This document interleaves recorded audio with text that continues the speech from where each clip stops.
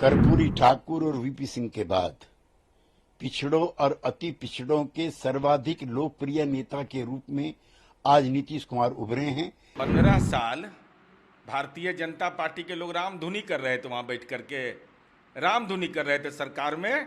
अब विकास का नजीर देखना है तो पटना का मेरिन ड्राइव देख लीजिए। देखिए, एक बहुत ही ऐतिहासिक पल है। समाज को फूट डाल के, समाज को अलग अलग दिखा के उसमें अलग अलग जातिगत नेताओं को खड़ा करके अपनी राजनीति करते हैं। बहुत कुछ नयापन तो नहीं है, जो अनुमान था वही अनुमान है।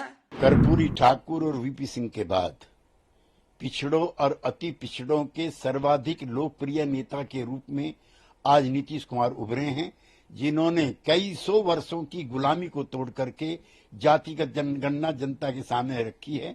आज साबित हो गया कि वो 63% हैं।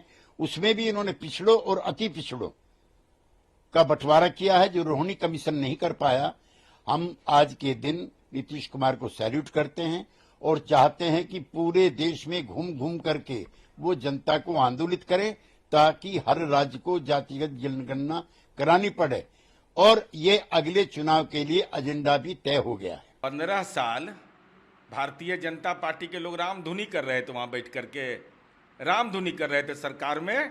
अब विकास का नजीर देखना है तो पटना का मेरिन ड्राइव देख लीजिए। मेरिने ड्राइव, गंगा मैया ने पुकारा है, गंगा मैली है, मंदिर की घेराबंदी हमने कराया। 10% जिनको आरक्षण मिला उनको आप स्कॉलरशिप नहीं देते हैं, हम स्टूडेंट क्रेडिट कार्ड देते हैं। तो हमने तो करके दिखा दिया, लेकिन कृपा करके आप माननीय गिरिराज सिंह जी बता दीजिए कि कितने सनातन धर्म के मंदिरों की घेराबंदी किया, कितने सनातन धर्म मानने वाले नौजवानों को रोजगार दिया, कितने सिखाधारी को आपने समाज में जीवन स्तर उनका बेहतर बनाने के लिए मकान दिया।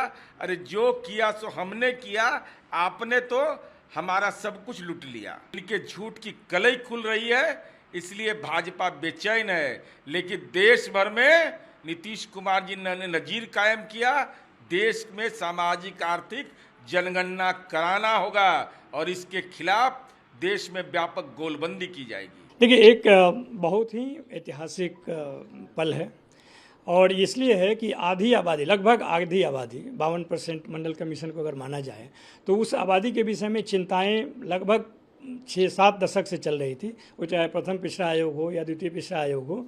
आप जरूर बिहार ने इसमें लीड लिया है या नेतृत्व किया है इसको जारी करने का, और उस मामले में भी ऐतिहासिक है कि ज़रूरत तो पूरे देश को है, लेकिन देश की सरकार ने जब मना कर दिया, मिन्नत करने के बाद, 2 बार सर्वसम्मति से पारित कराने के बाद विधानमंडल में सर्वदलीय शिष्टमंडल के मिलने के बावजूद भी अगर केंद्र सरकार ने मना किया, तो बिहार सरकार ने तय किया, पैसा नहीं दिया, फिर अपना पैसे के बल पे भी उस कराया, और 2 चरणों में कराकर एक बहुत ही वैज्ञानिक डेटा को इकट्ठा करने का प्रयास किया है, जो कि सरकार के लिए नियम बनाने में, नीतिगत फैसले लेने में उसके नियत का पता चलेगा कि वाकई में जो पिछड़े दलित पिछड़े लोग हैं उनके विकास का एक मापदंड तैयार किया जा सकता है। इसकी तो एक्सपेक्टेशन पहले भी था कि नीतीश कुमार की तिगड़ी जो है वो मानेगी नहीं, क्योंकि उनकी राजनीति का आधार ही जातिगत बेस पर है, और समाज को फूट डाल के, समाज को अलग अलग दिखा के उसमें अलग अलग जातिगत नेताओं को खड़ा करके अपनी राजनीति करते हैं। बिहार के विकास पर कभी उन्होंने बात भी नहीं किया, और बिहार के जो दुर्गति है, बिहार देश का सबसे दूसरा प्रदेश होने के बावजूद भी वो आर्थिक दृष्टिकोण से सबसे कमज़ोर है, उस पर वो कभी चर्चा नहीं करते हैं। क्योंकि लालू और नीतीश जी की राजनीति सिर्फ जाति पर आधारित रही है, धीरे धीरे जातियों के विश्वास इनसे हटने लगा है। इसलिए फिर से वो एक समाज के लोगों को दिग्भ्रमित करने के लिए, बिहार के लोगों को आपस में बांटने के लिए उन्होंने इस तरह की राजनीति की है। भरमाने का खेल खेलती है। आज सिपाही भर्ती में जिस तरह से बच्चों के प्रतिभा को दबा कर करके और पेपर लीक का पूरी कहानी जनता के सामने आनी चाहिए, इसकी उच्च स्तरीय जांच होनी चाहिए। ये मामला को दबाने के लिए क्या क्या स्वरूप लाते हैं,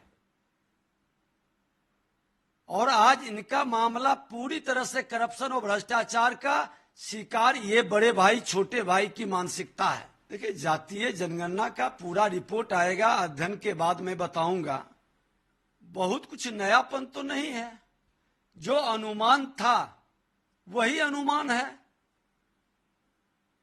ये जो एक लगा रहे थे कि बड़ी चमत्कार, बड़ा बदलाव, अरे सबको जानकारी है जो आप बता रहे हैं वो लगभग डाटा आंकड़ा तो सबको पता है।